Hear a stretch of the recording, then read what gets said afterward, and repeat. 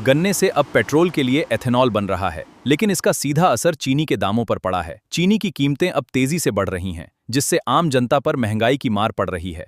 देश में इस समय एक बहुत बड़ा सवाल चर्चा में है।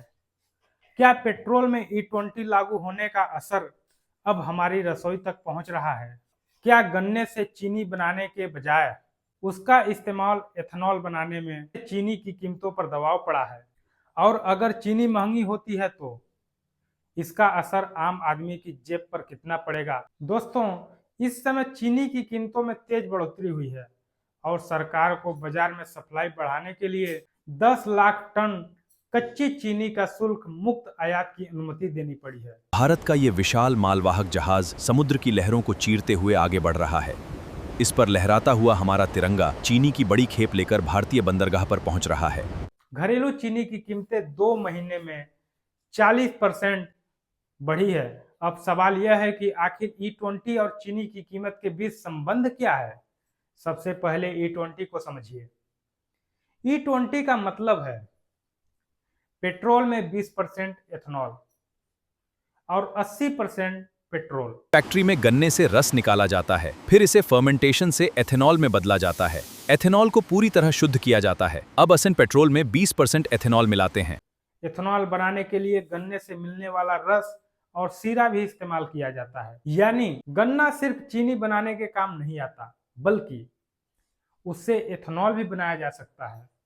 जब एथेनॉल की मांग बढ़ती है तो गन्ने का इस्तेमाल किया जाता है। एक हिस्सा ईंधन की तरफ भी जाता है। यहीं से चीनी की सप्लाई को लेकर सवाल उठता है।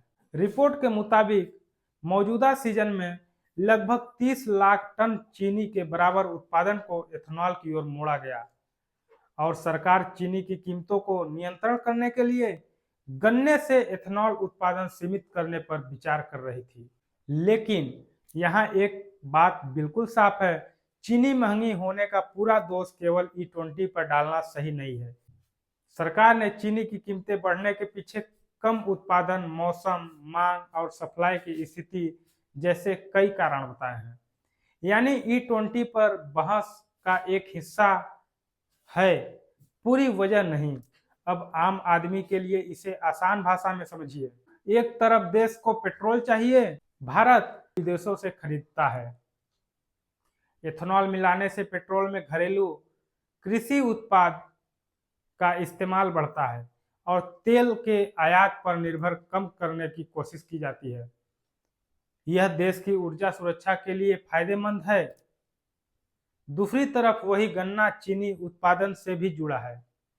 अगर किसी चीनी का उत्पादन कम हो, बाजार में स्टॉक कम हो और मांग बढ़ जाए तो कीमत बढ़ सकती है।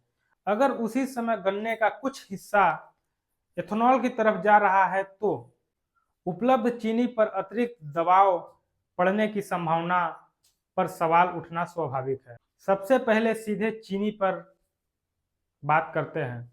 घर में चीनी महंगी होगी तो महीने का घरेलू खर्च बढ़ेगा। लेकिन कहानी यहीं खत्म नहीं होता है।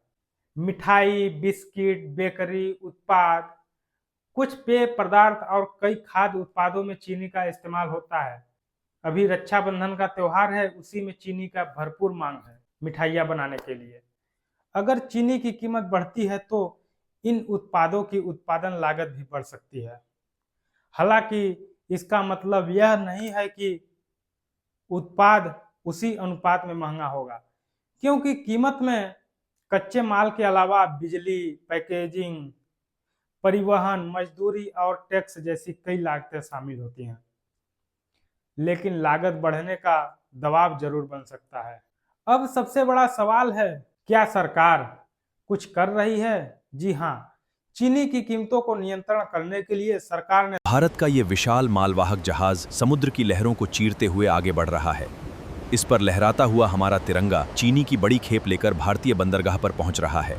इसका उद्देश्य घरेलू बाजार में सप्लाई बढ़ाना और कीमतों पर दबाव कम करना है। इसके अलावा सरकार ने बड़े थोक खरीदारों के लिए चीनी का स्टॉक रखने की सीमा भी कड़ी की है, ताकि जमाखोरी के कारण बाजार में कृत्रिम कमी न हो। लेकिन यहाँ एक बड़ा सवाल भी खड़ा होता है। अगर E20 का लक्ष्य तेल आयात कम करना है तो क्या इसे कम किया जाना चाहिए? इसका जवाब सीधा हाँ या नहीं है, क्योंकि भारत को ऊर्जा भी चाहिए और खाद्य सुरक्षा भी। अगर एथेनॉल से तेल आयात कम होता है और किसानों को अतिरिक्त बाजार मिलता है तो इसका फायदा है। लेकिन अगर खाद्य वस्तुओं की सप्लाई पर दबाव आता है तो नीति में संतुलन जरूरी है। यही कारण है कि अब चर्चा इस बात पर भी हो रही है कि E20 के लिए गन्ने पर निर्भरता कम करके मक्का और दूसरे स्रोतों पे एथेनॉल उत्पादन बढ़ाया जाए। एक और महत्वपूर्ण बात यह है कि फिलहाल सरकार ने पेट्रोल में 20% से ऊपर एथेनॉल ब्लेंडिंग बढ़ाने की योजना नहीं बताई है। इसलिए सोशल मीडिया पर चल रही उन बातों से सावधान रहना चाहिए कि जल्द ही पेट्रोल में 30 या 40% एथेनॉल अनिवार्य होने वाला है।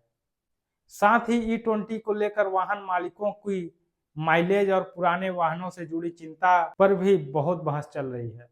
मुख्य आर्थिक सलाहकार ने E20 के साथ E10 जैसे विकल्प उपलब्ध कराने का सुझाव दिया है ताकि उपभोक्ता को विकल्प मिल सके। अब बात करते हैं महंगाई की। महंगाई तब ज्यादा परेशान करती है जब आदमी की आमदनी उसी गति से न बढ़ती हो जिस गति से जरूरी चीजों का खर्च बढ़ता है।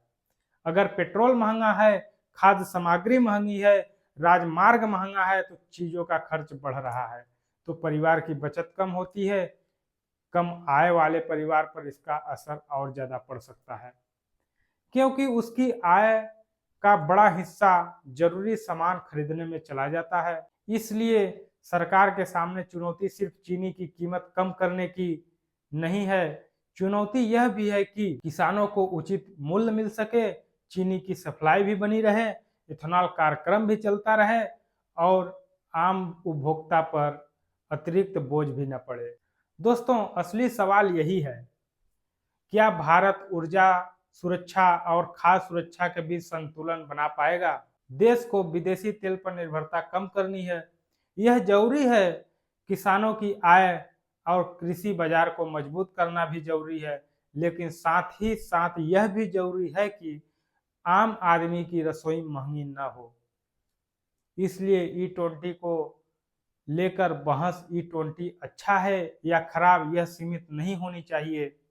असली सवाल होना चाहिए कि E20 की नीति किस तरह लागू हो कि देश को पेट्रोल में फायदा मिले, किसानों को फायदा मिले और उपभोक्ताओं को नुकसान न हो। और चीनी की मौजूदा महंगाई के लिए भी केवल एक कारण को जिम्मेदार बताने की बजाय उत्पादन, मौसम, सप्लाई, मांग, स्टॉक और एथेनॉल के लिए गन्ने के इस्तेमाल, इन सभी पहलुओं को देखना होगा।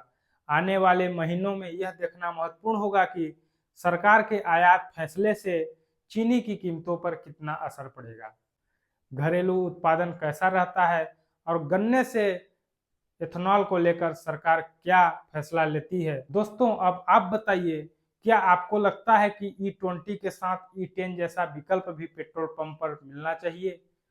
क्या खाद्य महंगाई के समय गन्ने से एथेनॉल उत्पादन सीमित किया जाना चाहिए? और क्या सरकार को चीनी की कीमतों पर नियंत्रण करना चाहिए और कदम उठने चाहिए? आप लोग अपनी राय कमेंट में जरूर दीजिएगा। जय हिंद, जय भारत।